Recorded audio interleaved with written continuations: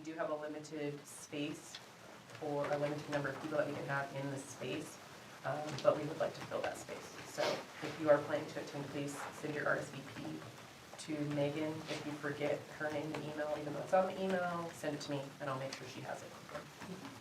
And any other community members that you know of who might be passionate about drug, alcohol, and substance abuse prevention in youth, please invite them to attend an RSVP as well. Okay, that's it. That's good. Mr. Thomas? Yeah, I went to a meeting for the Arts Council, and I don't know if this includes RAMP or maybe just you, Dave, I don't know. And they just mentioned that it'd been 6 or 7 months since they haven't got their payment for last year's. I'm just paraphrasing. Anyway. From the ramp From funding? the RAMP funding for, Last year. well, I don't know how that works. Have they turned in their proof of Yeah, performance? they turned in everything, yeah. We'll have to check, Dave, I don't know. Yeah, but it's been, because on their budget, they had to list it as a loss. Loss may not be the right word, I'm not a budget guy. But, there we go. Because it rolled into next year. Yeah, that's, so, yeah, if you would. Yeah, appreciate it. So they don't yell at me. Okay. Anything else? No. Okay. Well, we're moving right along then. Let's go ahead and go down to item number 2, which is UIA update here. And I know Alex and Tracy's going to present this item to us. Yeah, we touched on this once before, just very briefly. I think Councilmember Blockson had raised it in an update on Utopia, but just as a refresher, we wanted to have a more thorough discussion. That was kind of a brief sidebar discussion, but I think the mayor as an elected official was around at the time. Maybe I hope I'm not misstating that, but when UIA was created, the Utah Infrastructure Agency, which is a sister agency to Utopia, there's really been a building arm of Utopia. Shortly after that was created, there was an opportunity for cities, if they chose, to be willing to cover some of the, potentially cover some of the downside on the debt service if the take rates that were proposed in the different bills in the cities didn't match the expectations. Then there was a proposal put forward by UIA that if cities were willing to backstop that debt, if there was a gap, then they would issue the debt and build in those cities ahead of when otherwise they would get built, if you will. And so Layton City, again, Mayor Petro was on the council at the time, considered that and determined to do that. And as part of that structure, there was a revenue share. If the cities were willing to accept that risk, there needed to be some reward, right? So at the time, there was a negotiation that took place between the city and UIA. And then over time, and that, Tracy has some slides that will go into more detail, but over time, there was an expectation that there would be revenue generated that would flow to the benefit of the city, and that has in fact happened. So what we want to do is talk to you in more detail about what that, now we're trying to settle that up and formalize it. Now that we have some history under the belt about how the city will take that money over what term and in what amounts. Interestingly, no other cities, at the time, it would be perceived that we were kind of stepping out on a limb because this was just coming out of some of the, not too far after some of the tougher times, but Layton City's the only one that ended up having the courage to do it, and it's going to pay off handsomely for the city, as we'll share with you. Other cities, in hindsight, now wish they would have done it when they see the benefit that's flowed to Layton, but they weren't able politically to do that. So again, it goes back to the wisdom of the council, the mayor at the time, to have a vision of that and to see that the opportunities, there was some risk, yes, but the opportunities were significant. So it's been a positive thing, but we're trying to formalize it now, get it in a formal document so there's no questions going forward when some of us that were involved in that were gone, and both of the elected officials as well as the staff. So we want you guys to feel comfortable about it and understand what we're doing. What we're proposing has been agreed to not by the boards, but by the staff at Utopia. They feel like it's fair. And I would just mention that as the objective through the whole thing was to be fair to Utopia and to be fair to the city. It wasn't nobody on any side at any point in time said it's about us versus you. It's about, this is something that everybody benefits from, and we feel like, at least from staff, that this is a very good solution that provides a really good upside. So with that, Tracy? So as Alex mentioned, he explained some of this. In 2018, we entered into a service agreement where UIA would build out the fiber network to all existing homes in the city. As part of that, we had to back some bonding. It was around $21 million, so it was a significant amount of money that the city was on the line for if it didn't work out. They estimated at the time, when they diagrammed everything, or constructed everything and did their projections, that we needed 21% take rate in order to cover the annual bond payments. And at the time, we were looking pretty good with the footprint that was in place, that shouldn't be a problem. But there was a lot of discussion back then about it, on whether we'd be able to do that. And then, as Alex mentioned, as part of that, UIA agreed that if we would back that bonding so that they didn't have to go do it on their own, then there would be a revenue share. That revenue share would pay the bonds and then provide for some potential income stream to the city if the take rate climbed up higher than what it was supposed to. So then some of the highlights, the end users prior to the agreement, we had 2,609 connections prior to the agreement. The agreement was meant to cover a maximum number of additional connections of 3,860. So if that all worked out, then there would be a total of around 6,500 connections. That end user goal for the agreement, the 3,860 additional connections, was reached by December of 2019. So in short order, I mean, as soon as they had the money, they came in, they built it out. It was also pretty good timing because there was activity in the other cities, but part of the reason they approached the city was there wasn't a lot of activity because of funding. So currently, we have more than 9,000 connections and almost a 42% take rate. So we've doubled what was anticipated to need for the bonding. That revenue split is 20% of the residential revenue and 50% of the commercial revenue. Comes back to the city, like I mentioned, first to cover bond payments and then any remaining amount. So right now, the projected remaining amount after the bond payments is estimated between $137,000 and $158,000. So part of the question that came up in this and how to proceed forward was from 2019 through 2023, you have at least 4, almost 5 years there of revenue, additional excess revenue that was coming into UIA that was to be split with the city. We went through a lot of different scenarios of how that should be handled over the last 4 or 5 years.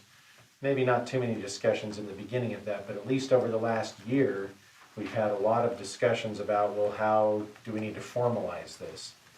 And what we feel like the best solution to that is currently that excess revenue to Layton City as of June 30, 2023 was $3,420,000. And what's being proposed is that UIA repay that to the city over the remaining life of the bonds and the service agreement, which is the next 21 years. So it would be repaid at 5.5% interest, which is the current interest rate, and it's what they can the reason they chose that is that's what they can currently go out and bond for, is about 5.5%. That's about what we're earning on our money in the Public Treasurer's Investment Fund, a little less than that. But we don't consistently earn that over the next 21 years, I can tell you that, because about 2 years ago we were earning 0.5% or less. So that side of it is good for the city. You know, if you're saying, well, why wouldn't we just take the money now instead of over 21 years? Well, the interest rate works out good. So that turns into an annual payment of $278,000, and so over the 21 years, a cumulative payback of $5.8 million. And so our total estimated annual payment, if you look at the $278,000 from this payback, And it's about 148,000, it's right in the middle of here, the revenue split right now. Under this type of an agreement, the city would receive over the 21 years, somewhere between 415 and 432,000 a year. And so that would just, because we entered into this agreement in 2018, and the take rates have been very good, it actually all went exactly how most of us thought it would, because it was very strong, there was a very strong demand, and 2020 and everything that happened then, you know, just. And that's an helped annual. that. That's an annual. I mean, we get money annually because they So- pay. So the combined, I forgot to include this number on here, but the combined over the 21 years is around $9 million to Layton City from this agreement. And so this is what we feel like is a good, fair agreement. Some of the other options involved us buying additional connections, and it just seemed like it was gonna become an accounting nightmare, trying to keep track of who owned what and how many additional, and splitting the revenue and all that. So then we went back to just what was the agreement supposed to cover, and it was the 3,860 additional connections, and anything after that UIA paid for. And because if we paid for them, then the 3,400,000 goes away, right? That goes away because we had to pay for additional connections. Anyway, not to drag it on and on, but this is what, as we've reviewed several scenarios, seems like the most fair to both parties, right? Layton City's getting some sort of reward for having stuck our neck out back then, you know, and put our backing on the line, and UIA's also has the great benefit of having all those additional connections for the system as a whole. Yeah. Any questions about any of that? I was just saying, just to add on the UIA side, because as Tracy said, it's been well discussed with the staff. So this is a proposal that their staff has supported as well, or is supporting as well, is that it's better for Utopia not to have to come up with the 3.4 million. They have those dollars, but their goal, which is to our benefit and everybody's benefit, is if they have that much money, they want to put that into infrastructure that generates additional more money. So it's easier for us to take it over time, and the lessons, it still allows them to use that bundle of money to drive additional revenue, which benefits us too. Does that make sense? And this, the other thing, clarification, is this transaction, this deal is completely separate from the excess revenue that is sent back to the cities, all the cities, to help address the original debt service payments. So this is completely separate. Does that make sense? That we get a payment every year that actually keeps that debt service payment level in terms of what we actually pay, and this last year was actually more. And the goal in Utopia, UIA, is to increase that and drive that down over time. So everybody in Utopia, UIA gets that other opportunity, but we're the only ones that have this piece, this extra piece because of the agreement. I don't know if that makes sense or if I've confused you, but Well, that's what, I mean, I don't know if that's related to what I was gonna ask, but is there a potential for the take rate to continue increasing? yeah. And so, that's what you're talking about, this is separate from that, because as the take rate goes up, we still get whatever that difference was between that original 21% expected to whatever it might end up being. So our revenue split is based on the 3,860 connections. Okay, And so that should stay fairly level, okay, just depending on, you know, people connecting, disconnecting, even though that doesn't really happen that much, but, you know, ours should stay level for this entire period, because we determined we're only gonna base it on those agreed connections. So the money that's left over that UIA or Utopia gets to play with isn't necessarily gonna stay in Layton. It's just going into the Utopia to help out the payments that we would otherwise, all the cities are getting. Yeah. Initial Right. build. Because there's not like a build out here.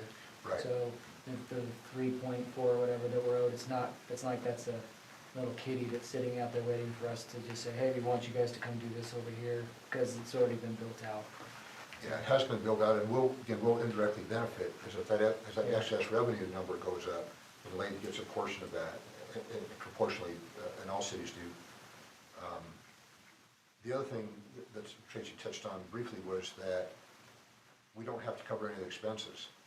So the agreement was if you capture the revenue, then you've got to pay for the connection. And that connection is $1,300, $1,400, $1,500 a connection. And so when you look at the numbers, it's actually better for us to cap that number and take the 3860, what we're doing, and not incur both the upside and the downside, because that downside is growing, if that makes sense. The other thing is that there were discussions with them, again, very fair and open, but if you have to have, if the connections are yours, then you pay not only for the original connection, even when you get the revenue, but should that city be involved if you have to refresh the network, you would have to reinvest in the network or upgrade the network.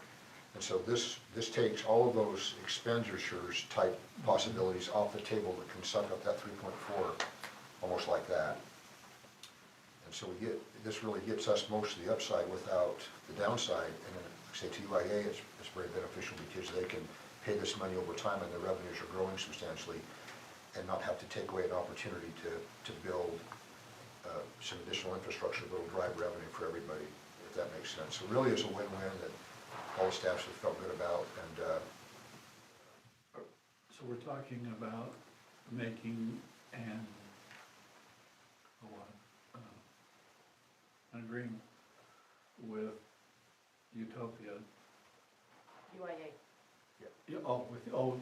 This is UIA. There's Utopia and Yeah, then there's UIA. But we're making an agreement with, is this with just UIA? it's UIA, yeah. Okay, well. But it's the same, yeah.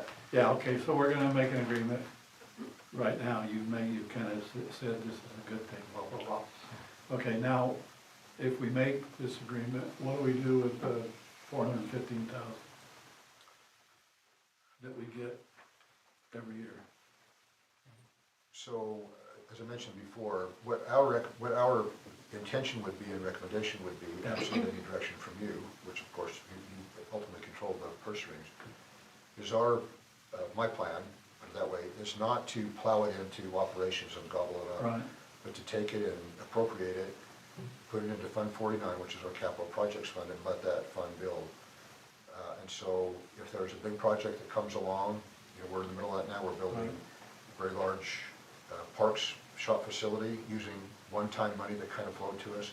We're talking about building a dispatch records. It costs a lot of money. We have some one-time money, the COVID cares. That would be my recommendation, is we take that and set it aside and let it grow. And so when we need to build some infrastructure or something that has a long-term presence, that you can dip into that. Yeah. I think otherwise it could easily be gobbled Well, up yeah. in No. operating expenses and As long as the you know where the there. money's going, and that's a good way to do things. Yeah, it's really excess over and above what we anticipated, Right. per se, and we think we ought to live within the budget we have, and unless you direct me otherwise, Well, that's what I we got would one more suggest. question. Originally, we incurred a bond with Utopia. Mm-hmm. Now, how is that being paid back? Through the revenues that are generated. So the 3,860 connections that were paid for with the bond, Right. they generate enough money to cover the bond payment and provide this Well- additional revenue to us. No, we had more than that. He's talking about the original. Oh, the original bond. Yeah, Yeah. the original. The How's that being 30 million. paid? That's being paid out of the general fund. Okay, so we're still incurring, I mean, it's not like we're making enough money on the side, I'm No. gonna say it, No, okay. no, but we're better off than anybody else because we have this excess revenue, and as I said before. Well, yeah, With Utopia generates about, UIA/Utopia generates about $4 million a month in revenue. And of course, there's a lot of expenses associated with that, but what the board has done, and we have pretty good influence on the boards, is that we look at the excess revenue every year, and the priority generally is to take as much excess revenue as we can do responsibly, push that back to the cities to eat into that original debt. yeah. So like I say, for the last 4, 5, 6 years, even though we're paying more, the amount that, the debt service costs more, the amount that Lake City is paying has been fixed. and we've been getting money from Utopia. This last year, I think we got over $600,000 that actually was more than we have in the past. But the goal of Utopia, of UIA, excuse me, the board, has been that as that excess revenue grows, that we drive that back into the cities to try to keep taking a larger percentage of that debt. I don't think it'll ever go away, but, you know, But at least someone else is paying for it.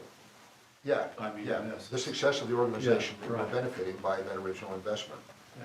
So it's a little bit complicated, but it's turned out much more positive than I think anybody would have imagined at the time, even the dollar amounts. Yeah, I was one of those. I'll Yeah, you used to admit. complain all the time, Dave, I remember that. Yeah, and so it's nice to hear we're on the other side. I'm just joking. No, Dave worked for the it's city, fine. for the It's city true. then, and Yeah. he was afraid he wasn't gonna get a paycheck because he told me Yeah, that. you know, Well, So- it was some challenging times, and Sure quite it was. honestly, this was the best proposal to come up with to get us to build out, because we didn't have any other option. And unfortunately, you know, I mean, we had a lot more build out to go. And this was, like I said, all the numbers that we built, that we did the projections on were much lower as far as the take rate, so that, you know, to know where our break-even point was and what the bare minimum where we needed to be. So this has turned out to be, you know, extremely well for the city, knowing that, you know, we exceeded those numbers well beyond any projections that we were anticipating. This question for you, Tracy, so historically, like, inflation's what, like 3 or 4% typically? What was that? Inflation's typically like 3 or 4%, Yeah. and so I guess historically, hasn't been over the last few years, but 5.5% interest is a good outcome on Oh, a yeah. long-term project like this. That's a good rate for us. Yeah, when you look at the average over a, what was this, a 20-year period, 21-year period? You gotta look at what your average is. Hoping it's more like the previous 19 of the last 2. Okay, you guys Okay. good on this? Do you need any more clarification? If not, I want to go ahead and move on. Well, did you, to Dave's original question though, did you say that original bonding amount that we're never gonna get out of that? I'm saying, So much? I'm saying that I don't think that the revenues across the entire network will ever be sufficient to take away all cities' debt obligation. I think the cities will continue to pay something at some point, but the hope is to drive that down as much as possible. That makes sense. So, I mean, I'm sure if you know, Tracy, what ours is from that original obligation, because we're paying every year out of the general fund. About 2.4 million. Yeah, it grows every year. Yeah.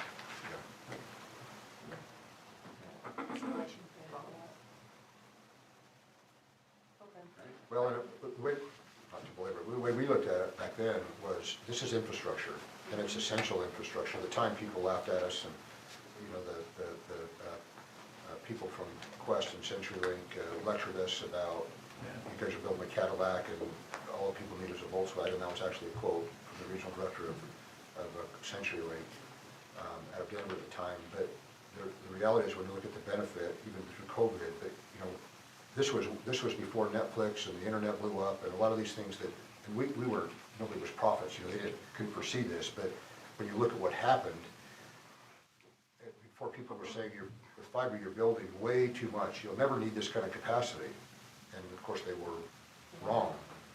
And so when you look at the benefits to the community, we tried to say, and still try to say, is whether it was blind luck or whether it was forward thinking or whatever it was, the fact is the timing was perfect, and for cities that had Utopia, they were prepared to be benefited, you know, by the boom that happened on the telecom side with these platforms and apps and stuff, programs that required so much, gobbled up so much bandwidth. That's the beauty of fiber, is the capacity is infinite. You change the sending and receiving unit, you're just pushing light through glass, and the fiber doesn't change. What changes is how fast you can send it and how fast you can receive it. That's where the technological improvements are. And so people were saying, well, this is going to be extinct like the dinosaurs, and the next big thing is going to be Wi-Fi. Wi-Fi through the air. And they quickly realized that, well, you have obstructions, you have trees, you have mountains, you have buildings, and it doesn't work, but fiber, has worked for Yeah. a long time. All your intercontinental or transatlantic, a lot of communications are all fiber, and they've been under the ocean for 60, 70 years, and so it was not us, but the people that thought through it, thought through it pretty well, and to their, the smart people, to their credit, but anyway, it's been a real positive thing. Okay, we good to move on? Yeah. All right, let's go ahead and move on then to the development guidelines and the design standards. So Mr. Jackson's going to present that for us. It's good to be with you again. I'm back from my annual visit on the development guidelines and design standards, a little bit earlier this year. Just as a reminder, we in the engineering division have our development guidelines and design standards. We have a written section that kind of lays out how they need to provide development documents to us, and then we also have standard plans for public facility construction. And together, those are the development guidelines and design standards. They're necessary just because of, current construction standards, change regulations, and city needs. And this year, one of those regulations is that we need to comply with this State Code 109A 604 from the 23 legislative session. Those come in effect on February 1st, so you'll hear from Chad and Weston about some of the changes they need to make in order to comply with that as well. Has a lot to do with how we review plans and provide feedback to development projects that come through. So a lot of these changes have to do with the fact that now, if it's not in our standards and our guidelines, then we can't require it. Just flat out, if it's not written, we have to reference every code or every guideline or standard in our review memos to the developers, and so if it's not there, we can't require it. So we've gone through and made sure that all of those things are there. Some of the key changes that we've made this year were the checklist for review section. There's some formatting. We changed some of the bullet points to numbers so that when we reference it in a memo, we don't have to say bullet point number 7 or whatever. So now they're 1 through 5 or that stuff. But then requirements to disconnect existing laterals at the main when we have a development that is no longer going to use some of the service laterals. It's just been standard practice. We require that to be disconnected, but we've added that into the actual written language so that we can require that. Sanitary sewer systems, we've added a maximum depth requirement. So currently the requirement is 15 feet with an exception up to 20 at the discretion of the city engineer, but we've clarified what that means so that it's not just assumed that you can come in and put in 20 feet deep sewers everywhere. As you could imagine, 28 feet of pavement width and then a 20-foot deep sewer creates a really big hole when you have to work on that with special equipment and whatnot. So, and then in the storm drain section, we've actually added a maximum depth requirement. We didn't have one in the past, and so we were starting to see some extremely deep utilities there as well. So the maximum depth on that would be 10 feet with a 15-foot exception in special circumstances. A setback requirement for retention and detention basins of 10 feet from structures. We were having developments recommend that they allow the building foundations be the edge of the detention basin that was holding the water in the ponds, and so we've decided that that's not a great idea to use some of these houses as a dam to hold back storm water, and we need to clarify that. So the land drain depth is codified with that as well. It's the same depth as the sewer, so 15 foot with an up to 20-foot exception. In the geotechnical section, we've added some additional infiltration test requirements so that we get a full 8 test points if they're doing an infiltration test, because we were having some submittals with 2 infiltration test points, more like a percolation test, and it wasn't giving the proper data to determine whether these infiltration basins would work. The 5-foot separation between the infiltration basin bottom and groundwater, it's in there because we were having development proposals where they were going to dig into the groundwater level and then use that as their infiltration, which clearly doesn't work. So, and then the standard plans are just updates to those plans to match what's shown in these written standards. So I do have the full packet. We could go through any questions you have, but those are really the key updates for this year's change. So Any questions I can answer? I just have one. Yeah. So, what you have here are changes that you've made because it's, our requirement to make sure things are changed at an appropriate time, and you can't request things or require things that we didn't have in there before. On the geotech, how you mentioned some of those developers were just doing kind of a minimal study. We didn't have anybody that we allowed to kind of pass with those, right?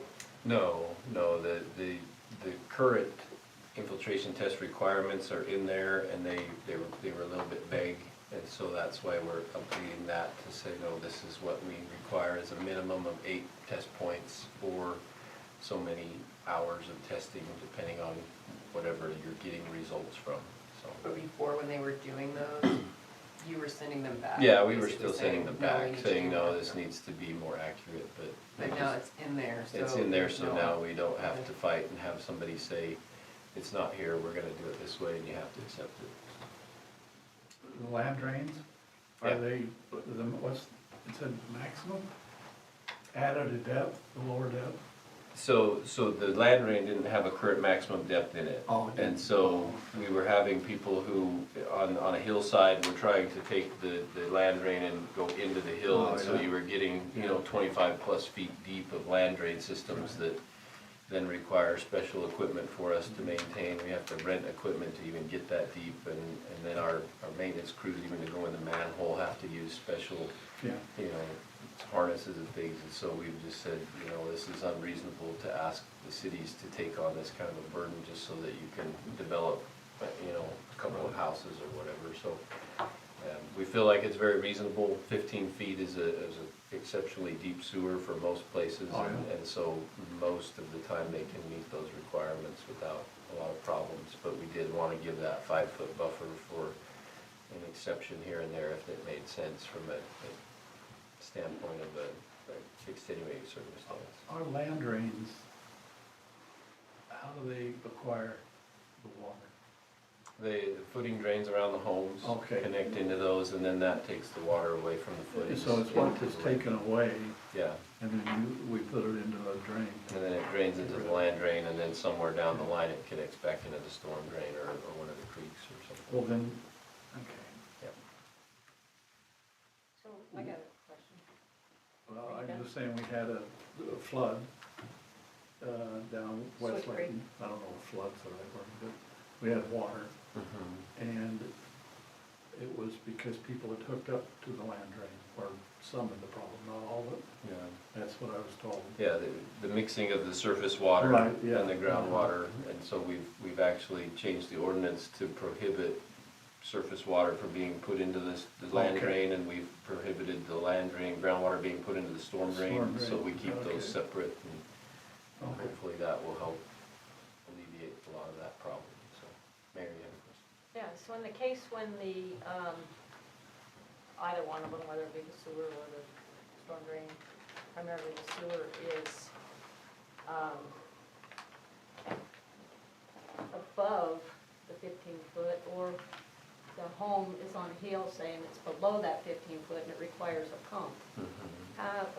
Are those just considered that's where the discretion comes at the Well, so engineer? or- So if the sewer is higher than the home, they can put an individual pump on their Right. house, and then they would have to, the standard we require is the last 10 feet of that sewer lateral has to gravity feed into our system so that they don't cause problems with that. But it's more a case of somebody wants to, build a cul-de-sac down a hill, but then in order to get the sewer, they have to keep going up the hill, but the opposite direction, and then it just creates this really unmaintainable system for us. Right, and that's what I was saying, Yeah. how do you deal with those cases? Well, we ask them to realign the roads and change their layouts, because a lot of times they're looking for just the maximum number of units that will give them the maximum profit, and we're saying that these are people's homes, we have to be able to maintain them and provide that same quality of service that we would provide anybody else. And with over 400 miles of sewer pipes in the city, if we have one utility that has a special requirement that takes more of our resources, that just doesn't seem like a prudent thing for us to continue to let happen throughout the Right. city. Any other questions? Do all of our, other than Case Creek, do we have any lift stations or pump stations? that No, go that's into the this only, district? that's the only city-owned pump station. And what'd you say the max depth for sanitary is? So for sanitary sewer, it's 15 feet that they can just design to if they need to, but they could go up to 20 feet with that exception in there. What is, I mean, what are our average depths, the ones that we have? Most of the time, they install at about 8 feet. Okay. So the land drain and the sewer are right around that 8 to 9 foot depth. Seems like it creates opportunities for them to put in more pump stations, lift stations. Is there a lot of private lift stations for homes? For individual homes, we have a few, but the majority don't need that with the depths that we allow. We don't see a lot of it, and we don't allow multiple buildings to be on pump stations because they are a maintenance thing that needs to be understood. We don't want to have one building affect another building's ability to use their sewer that way. So we don't see it very often. The grades in the city and the topography have been really good, and like I said, we actually have an ordinance that prohibits lift stations from being built for a subdivision to just use to try and pump in. Any feedback from the development community on these changes?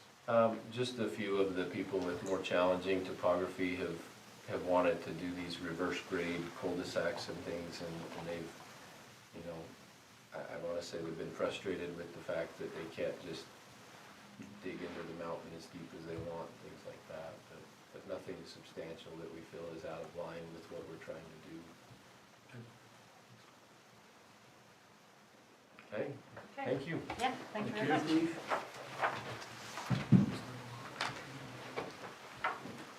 where we're at. We just did Steve Jackson's now. Okay, got Weston up to talk about our zoning, Title 19. We're gonna tag team this for just a second. I wanted to invite Weston here tonight for a couple reasons. He's really the author of this ordinance and the subject matter expert, but I also wanted to recognize Weston for the tremendous amount of work that he's done to meet not only this state law, you guys are aware of this one, but you also remember, it seems like a long time ago, but a big push from he and his staff was to meet all of those moderate income housing report requirements earlier in the year.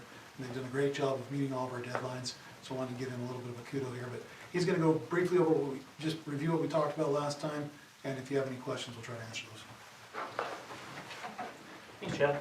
It's nice to be with you.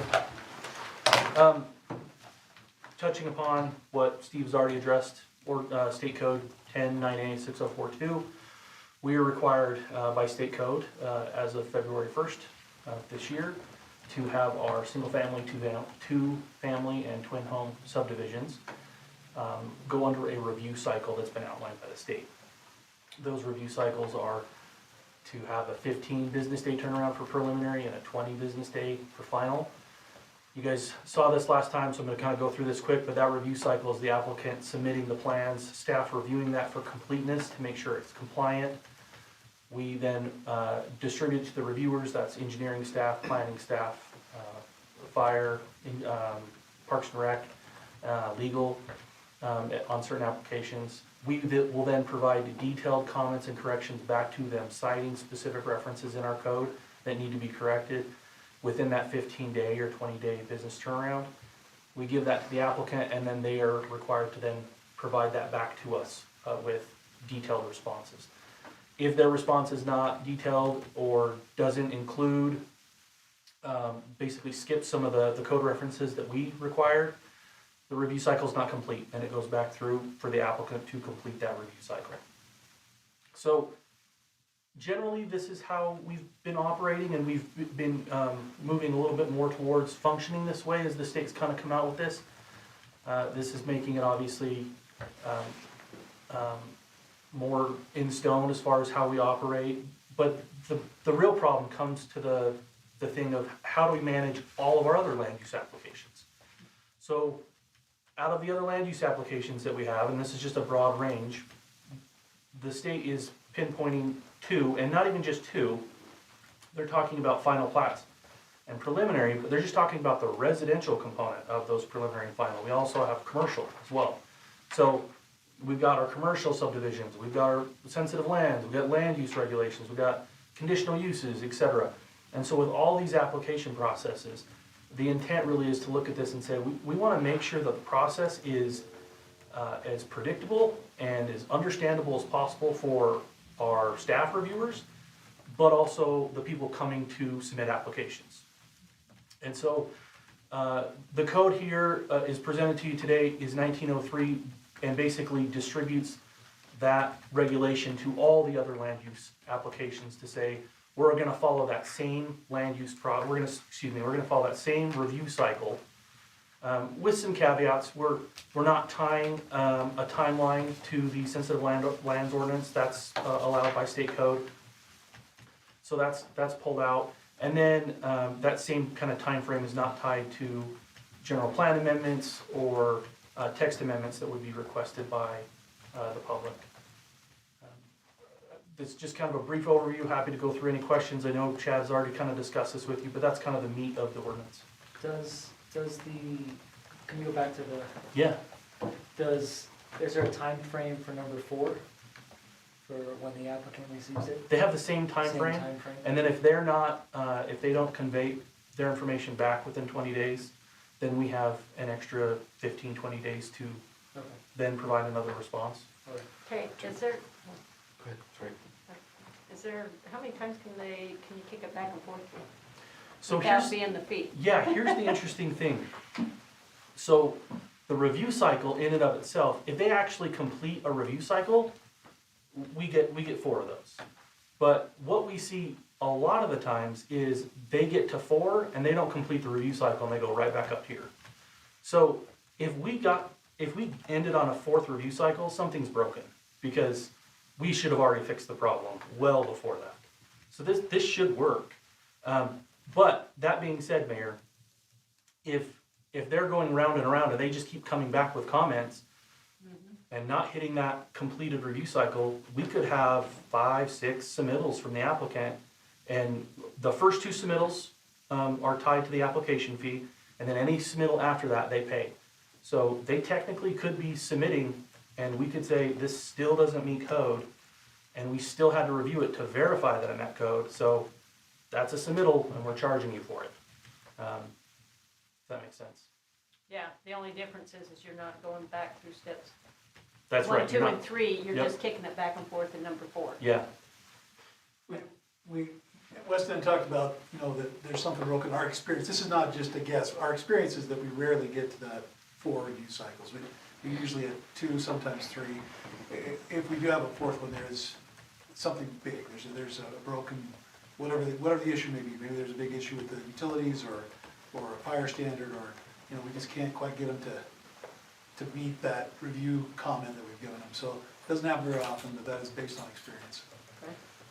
You mentioned the moderate income housing plan and those strategies that you've had to figure out, and we have to report on that every year. Is there a reporting mechanism for this? Are there stats sent to the state, how many days our review cycles take, and how does that work? Yeah, we keep track of that. Do we have to report to them? Because this, Right now, they haven't told us we're gonna have to report. We will. We'll have to report. They're gonna eventually come back and say, how's it going, and how our city's doing. And so we anticipate that. So we're gonna track it. We have been tracking. We'll continue to track our timeframes on these. This is gonna actually make it, as Weston said, this is our informal process right now anyway. This will make it easier for us because now it's in the statute that the applicants need to review each of those items, and they can't just, one of the challenges, we talked about this before, is handing back a plan and we have no idea what changes they've made, we have no idea how they've addressed our comments. We have to go back through and do a detailed review of, did they really look at that? Now they have to give us a response and say, I addressed that comment on page E5. That's where you look for that response. We think that's gonna make it better for them and for us. It's what we've wanted from them for a long time. So, and I think for the most part, we've done that already with our comments anyway. We give that, we have to, we give that detailed, this is what we're requiring and this is why we're requiring it, because this code section says we have to. So, And all the code sections are all articulated, so you're pointing to the code and they're saying they have to respond to the code. Yep, that's right. Because that, instead of just being like, the city's being really difficult to work with, like you mentioned, you would give them comments and then they would give you something back that hadn't even been changed. And then you go and talk to someone down in Salt Lake and say, cities are really being difficult. Because I know that's how it's gonna be. But this is a little bit more like, we actually have some defense that we can show them that, no, look, we told them on 6 and 7, they had to change it and they never did. This isn't a matter of us just being intransigent, we don't wanna prove it or whatever, it has a time frame and it's connected to the ordinance. So that seems to be better for cities too, which whenever these things come out, we're worried about, how it's gonna handle us, but this seems actually in our favor in a lot of ways. It seems strange, to my point, it seems strange that they're not asking for feedback of a report back, because we've been, cities, been accused of dragging our feet during this process, and it's one of the reasons why housing is unaffordable, is this. And to do this, but then not to report back and say, hey, that seems, I'm curious why that's not the case. Well, we're gonna definitely keep track, and I would say that, We're not, we haven't been doing that. Yeah, I'm not right. accusing Exactly. the Layton city. I think to your point though, I think that's a really good point, and I think that we wanna keep track of that, this is gonna help, as you said, the city and the applicants, and I think we're gonna kinda see where that bottleneck is, as a result of this.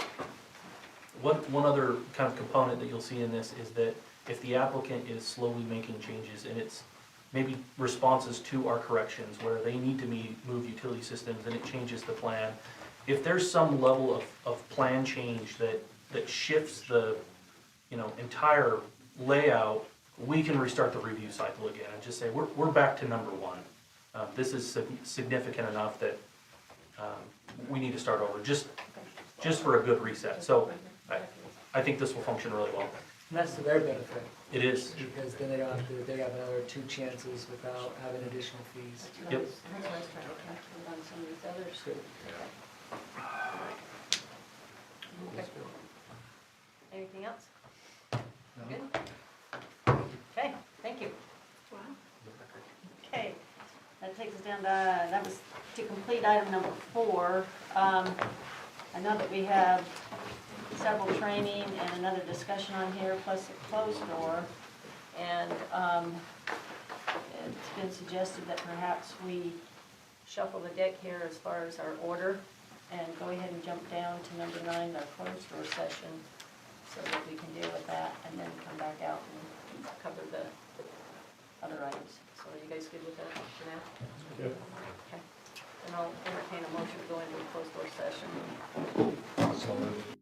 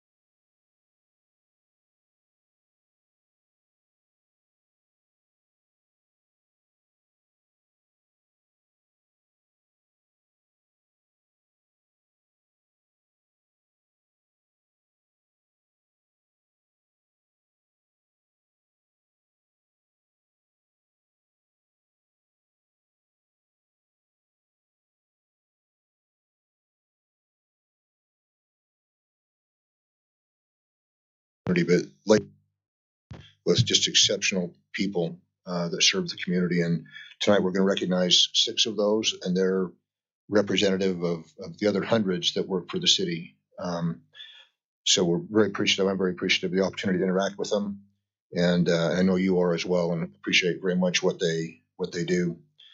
So the first individual we'd like to recognize is Mr. Paul Bauer. Paul is the building official for the city and has been with the city for 30 years. So Paul, why don't you come on up and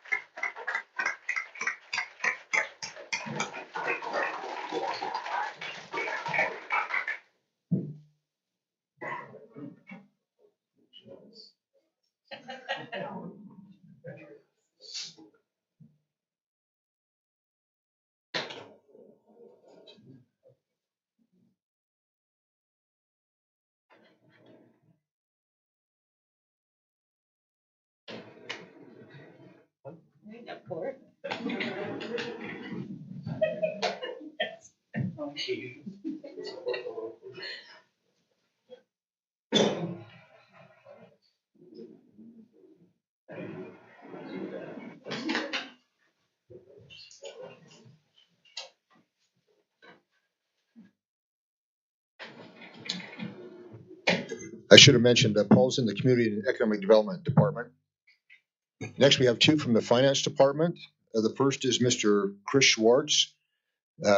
Chris is a IT programmer and is extraordinary. A very, very bright individual, and is again a great blessing to the city. And the second is Mr. Ed Frazier. And Chris has been with the city for 20 years. Ed's been with the city for 25 years, and Ed is the IT manager. So Chris and Ed, please come up.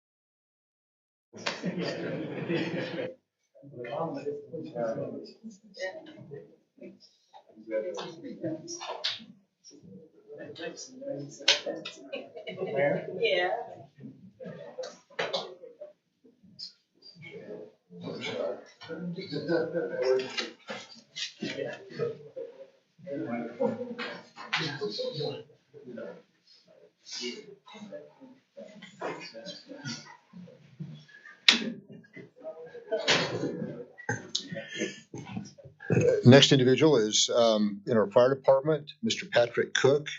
Patrick is a firefighter paramedic and has served with the city for 25 years. Patrick?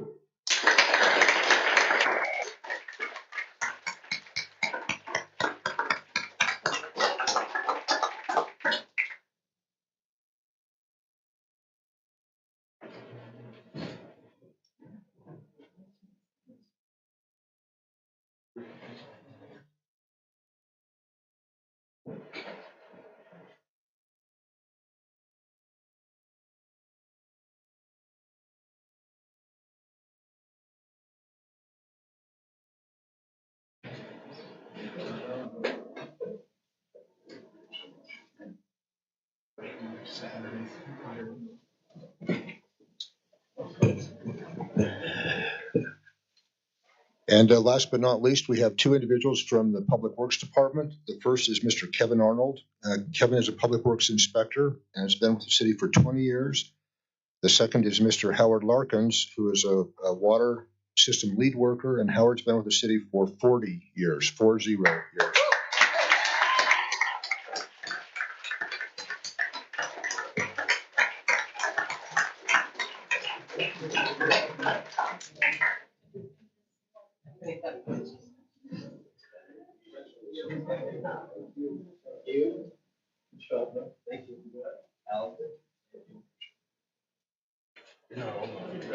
Yeah, a little bit.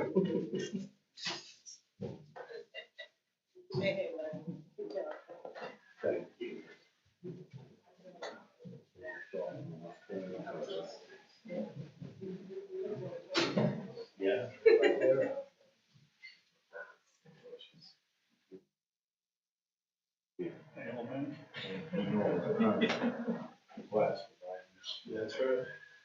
Join the club.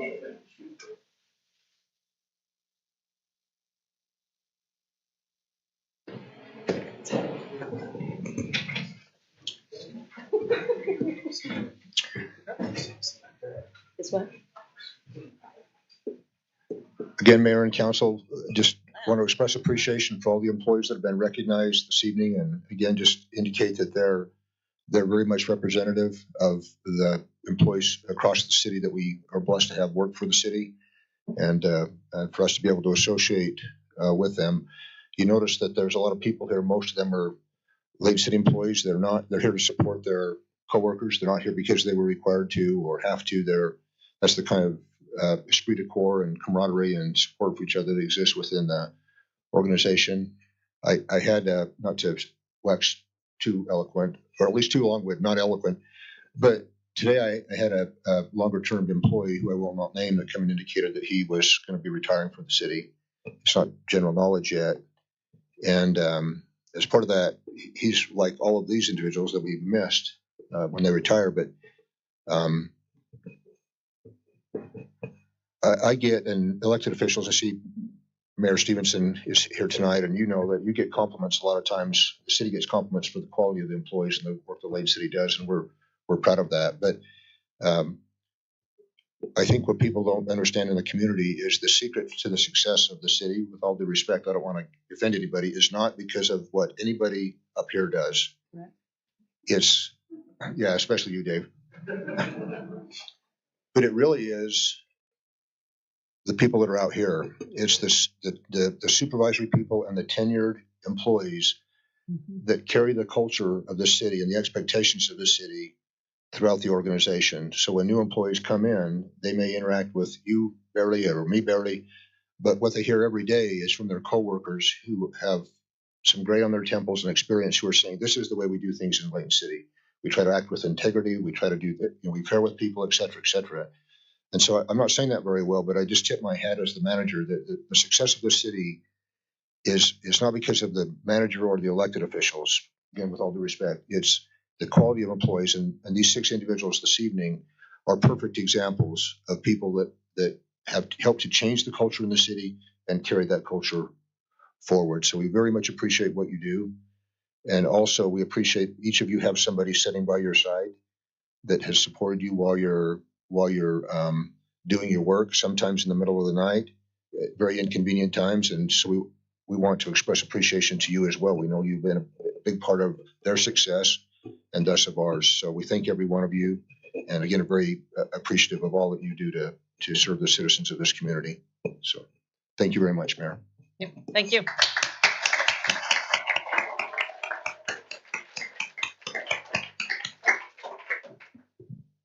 So with that said, please, you don't feel obligated to stay here. We understand that there's better places to be, but once again, I mean, that speaks caliber to the camaraderie within this city. So thank you. You bet. So you guys are going to miss the bingo game.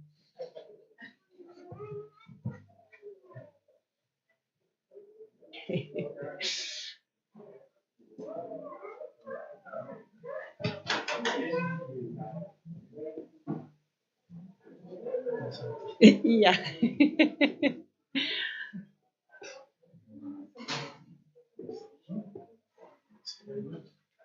Oh, we do? We should have them up here. We should have had them up here. Okay. As they're departing, I think it would be wise if we go ahead and continue on with our meeting. However, it looks like there's one little person out there in the audience that we want to acknowledge as well, who's on our youth council. So thank you for being here. Okay. Next time we're going to have you sitting up here with us. I didn't realize you was back there, so we would have had you come up earlier. So with that, let's now go ahead and move on to our citizens comment portion of our meeting. And at this time, you're welcome to come up to either side of the podium here, state your name and address for the record. And as long as it's not any item that's on our public hearing, then, we welcome your comments. Yeah, Bob Stevenson, 3110 East Fernwood Drive. I just wanted to take a second, appreciate it, Mr. Jensen, with your comments on these employees. A lot of these people, and they've all left now, so I can feel free. They're in free the, to say they're in, whatever they're in the I wanna foyer, they say as can far hear as you. it goes, but, you know, there are a couple of them, and I think that a lot of these guys I've grown up with. The thing I don't understand is how they've gotten old and I haven't, but it happens to them. So, but just a couple things on Howard, who I think is one of the most wonderful people around. I think there was one day when I worked here that I had gotten a phone call from one of the TV stations saying, we'd like to come down and have you explain to us the snow horse. And I said, sure.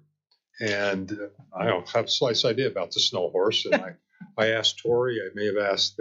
I think I got a call that day. And say, hey, somebody's got to teach me a little bit about this. And Howard was walking in, and I said, Howard, what in the snot is this snow horse? And explain this to me a little bit. And we sit out here on the front porch, and then I took all the credit talking to the newspaper, the TV station about it. But one other one, though, that I want to point out to you that, and they're all very, very good people. But I've had the opportunity to work with Paul Bauer, which not just is working here at the city, but also through the building department. And Paul is considered throughout the state as being one of the lead knowledgeable people, and also the personality that probably works better than anybody when it comes to working with building inspection and new home construction. The first time I met Paul, we had actually, I think Steve Hamblin, who kind of was a mentor to Paul early on, I think had given me a temporary occupancy into a new home we were moving into, and we'd kind of run out of rent in the house we were in. And the temporary occupancy, we were still trying to get the carpet laid down, and we were trying to get moved in. And we had kind of told Steve that, yeah, this will be done on this day. And so we'd kind of moved in, and my kids were sleeping on the floor, and I get this knock on the door at like 8:30 in the morning. And I open this door, and here's this guy standing here with a clipboard, and I go, "Who are you?" And he goes, I'm here to do your final inspection. And I'm looking around going, hey, you got to be kidding me. Who lined this up? He goes, well, Steve Hamblin put this down that I was supposed to come do this morning. And I'm saying, well, don't wake my wife up. And my kids were up late, so don't wake them up. And we went through the house as far as it goes. And that was my first interaction with Paul Bauer. And, Paul over the past 30 years, without a doubt, has stood out within the building trades. I had the opportunity to serve as the Northern Wasatch Home Builders Association president, and we relied upon Paul a number of times to be able to help us in the different things we do. And I think the thing that I probably respect Paul for more than anything is he's very open. He's very workable, but Paul also has never cut me any favors on anything as close as we've been, whether I served here at the city or anything we've done. It's basically, well, this is the way it is. And it's one of the things I've really respected Paul for, because he's been willing to realize that, we've got a friendship, and I've always told him, look, if I'm going to pay $15,000, $16,000, $17,000 for a building permit, you guys better be doing your job, because I want my money's worth. So I just want to say a few words about this, because, Alex is right. What has built this city into what it is these people. And we're very blessed in this community to have a lot of very tenured people. And it's good that they're mentoring the younger people coming up, but the day's quickly going by now that all of us old guys are starting to get ready to retire and that. And it'll be a sad day, but a wonderful day for all of them that happens. So just wanted to be able to spend just a second to be able to tout a few of them. So hey, thank you and appreciate everything everybody does. That's great. Thank you. And I'm not staying for the meeting. That's good, because I'd worry about you if you did. Okay, is there anyone else that wishes to address the council?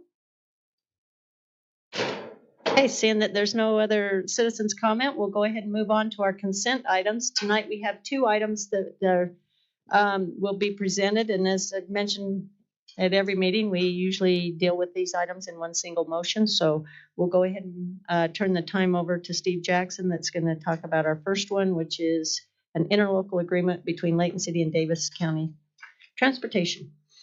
All right, thank you, Mayor, Council. It's good to be here with you tonight. For your consideration is Resolution 2401 with an interlocal cooperation agreement between Davis County and Layton City for transportation project reimbursement. This is the third quarter transportation tax funding that we have applied for Hillfield Road, 2700 West to 3200 West. Okay, so with this project, Davis County COG has authorized the city to receive funding up to $3,120,000. That is an 80% match, so we as a city are committing to match 20%. Which would be $780,000 for this project. The section that we are discussing is in green on the screen. So from where the new 2700 West connection is on West Hillfield Road west to 3200 West. We've been very fortunate to have the COG also fund the remaining section of West Hillfield from 3200 out to 3700, in addition to the funding we received for 2700 West. So we're really excited for this project and would recommend that the City Council authorize and approve Resolution 2401, authorizing the mayor to sign this agreement. Is there any questions that I can answer? Any questions, council? Okay. All right. Did you have one? Just a comment. Okay. Just a thank you to staff, mayor for working on this. It's we don't have, cities don't have a lot of money. Budgets are tight and we have to balance our budget, and to have this project, the road there below it in the red and the road below that, a lot of that funded through this same system has been great for the city, and kudos to you all for getting those roads constructed when they're supposed to be. There's a time limit with this money as well, I'm sure, and I think we've talked about that in the past, but we should have $9 million just laying around for these projects. So thank you for doing this. Thank to the COG. They really have been big benefactors for us to be able to do this. So. Yeah. Sure, go ahead. And on behalf of the residents in that area, we are very grateful that this is on the way, especially for the facilitation of safe routes to school. There are a lot of residents who come in here, who send us emails, who reach out, who are concerned about the crosswalks and kids being able to get to those schools safely on that road. And this will be a big help to make sure that our kids can get to and from school safely, and that their parents and those other crossing guards are also safe while they're helping them get to and from school. So thanks again for that. Thank you. Very good. Okay. Yeah, Okay. thank you. You want to go ahead and present the ordinance then? Yes, so for your consideration is Ordinance 2401. It's pretty easy to remember the numbers tonight. It's good. And as we talked about in the work meeting, the engineering department maintains development guidelines and design standards that are written standards and plans for public facility construction for development throughout the city. Each year we do updates to those revisions that are necessary based on current construction standards, regulations, or city needs. In this particular year, there is also a requirement to comply with the state code from 2023 legislative session that takes effect on February 1st, in which we need to make sure all of our standards and guidelines contain all of our requirements so that we can enforce those requirements as we move forward with development review process. So a few of the key changes that are in the update this year are requirements for disconnection from laterals at the main. We have a standard practice of that, but it wasn't written in our code and our standards, so we've added that. We've adjusted some of the depth requirements or allowed depth requirements on our sewers, our storm drains, and our land drains to make those kind of codified in our standards as well. We've added setback requirements from retention and detention basins up to structures and property lines to prevent foundations being used as part of a retaining wall for a water system. And then also some changes to our geotechnical requirements for infiltration testing to ensure that we're getting accurate data for those, as well as ensuring that the infiltration systems will work. And then also our standard plans have been updated to coordinate with those written standards.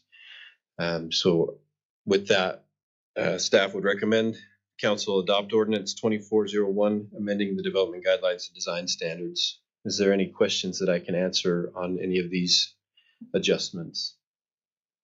Any questions, council? We appreciate it, and we appreciate the in-depth discussion also in the other room and on it as well, so thank you. Okay, thank you. Okay, I'll bring the 2 consent items now back to the council to be able to take action, so would someone like to make a motion? I move that we accept the consent items as presented. That's resolution 24-01, the interlocal cooperation agreement between Layton City and Davis County for transportation, and also ordinance 24-01, an amendment to development guidelines and design standards. Okay. It's been moved in second that we accept both items as presented. All in favor, please say aye. Aye. Any opposed? Okay, thank you. We'll now move on down to our public hearing portion of our meeting. We have one item on the agenda tonight, and Mr. Chad Wilkinson will be presenting this item to us, which is regarding Title 19 and our zoning and land use. Thank you, Mayor, Council. This is a text amendment that was required as part of the state law that was adopted in the last legislative session. That's the 2023 legislative session. The legislature, required that cities of a certain size adopt standards for the timing of review for subdivisions for single family, 2-family, and townhomes. There's a process that we've discussed in our work session that we go through for that. I'm going to try to cover that very briefly. A couple of things that are important here. One is that we also are designating an administrative land use authority. One of the things that this new statute does is says that for most subdivisions and land use applications, that those would be reviewed by this land use authority. So we have the planning commission that we adopted as that administrative land use authority. There are a couple applications that were coming to the city council before. The legislature specifically said that administrative land use authority can't be members of the city council. So that did take a couple of those reviews that we've typically brought to the city council and put them back with the planning commission. We've got a 2-step process, as that slide says, that is required. We have 2 separate tracks that were adopted by the state legislature, 15 business days for preliminary plat, 20 business days for final plat. As we talked about in the work session in the last couple of meetings, that looks a little bit like this. The applicant will submit their application for review. Staff will perform a completeness review for those applications to make sure all the information we need is there and present for us to review. After that, that's when the clock starts. We have then a review that takes either 15 or 20 business days, depending on which type of application that is. Once we've completed our review, which now requires staff to address each of those required changes with a code section referring to what that standard is and why we need that revision. Once that's been done, we forward those back to the applicant. They have the same similar time period to get back to us with their review. Now, should they, for some reason, not address one of those review comments or not address it as state law requires with the specific section of code that they believe makes it so they don't have to meet that standard, that review cycle is not considered to be complete, and we kind of stay right there in that step 4. If they do address all of our comments as required by state code, then we go back into that review process again, and we have a 4 maximum review cycle for that process. One thing that we discovered as staff is that there's a lot of land use applications that we don't really have timeframes for in our code, and we wanted to try to create some predictability and consistency both for staff and for the applicants in the review processes. So we also proposed tonight this there in the circle of that chart there. There's this 19.03. That's a brand new chapter of code. This would cover the review process for all of our land use applications. Our proposal, as contained in the ordinance, would be to create a similar process of review for each of these applications. I will say that one of the reasons why Layton City didn't have a lot of concern about this state legislation was that we pretty much follow that now. This is something that we've been doing for a long, long time informally. This is going to formalize that. We think it's going to be better for the applicants, provide that predictability we talked about, and better for staff. There's a number of changes that you have in your packet that we've made to facilitate these. We are recommending that the council approve Ordinance 2403, adopting these changes to our zoning code. related to the review processes for the various applications in order to be consistent with SB 174. And we would be happy to answer any questions we can. Before I turn it over for questions, I want to recognize we've got Weston Anfloni here, our city planner. He, in addition to all of his duties supervising the planning division of our city, he took on this ordinance himself, did a great job, and want to recognize his efforts on that. So, are there any questions from the council? Council?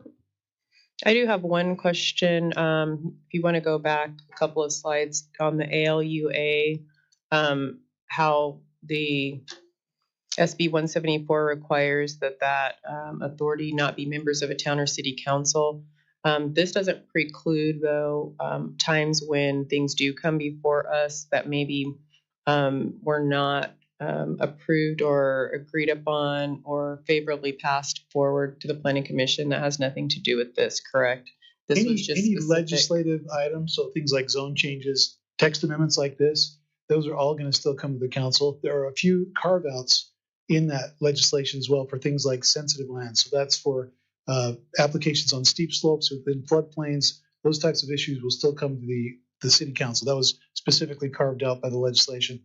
Also, any kind of negotiated zone change like a PRUD. So those, you'll still see those as a legislative review. Any type of development agreement that would go along with that would still come to the council. And those come to the council regardless of whether there's a negative or a positive recommendation from the planning commission. Mhm. Thank you. My question was similar, mostly because in the actual ordinance itself, the PRUD subdivision, the sensitive lands, and the standard subdivision didn't have any of the language on who the review body was, the land authority, because that's all still with us. So That's all, that didn't change. That's right, yep. Okay. Any other questions? If not, I'll look Thank for a you. motion to open the public hearing and take any public comment at this time. Motion to open the public hearing. Okay, thank you. Okay, the time is now yours, so if anyone in the audience wishes to address the council regarding this particular item that's on our public hearing, then we'll welcome your comments. Once again, step up to the mic, state your name and address. Okay, seeing that there's no comment, then I'll go ahead and bring it back to the council to close the public hearing and take action on ordinance 24-03. Mayor, I make a motion that we close the public hearing and adopt ordinance 24-03. It's been moved in second that we adopt the ordinance. We will do a roll call vote on this. So I'll start down here with Councilmember Thomas. Aye. Okay, Councilmember Smith Edmondson. Aye. Councilmember Morse. Aye. Councilmember Bloxham. yes, Councilmember Roberts. Yes. Okay, there you have it. It's unanimous. Okay, that concludes our agenda items tonight. Council, we do have some unfinished business if we want to re-adjourn. If so, I'll entertain that motion. And a work meeting, yeah, to go back into a work meeting for the items we weren't able to cover. I make a motion, we adjourn and reconvene in the work session. Okay, all in favor? Okay, thank you very much. We thank everyone who is here tonight, and we hope that you get home safely and enjoy the rest of the week.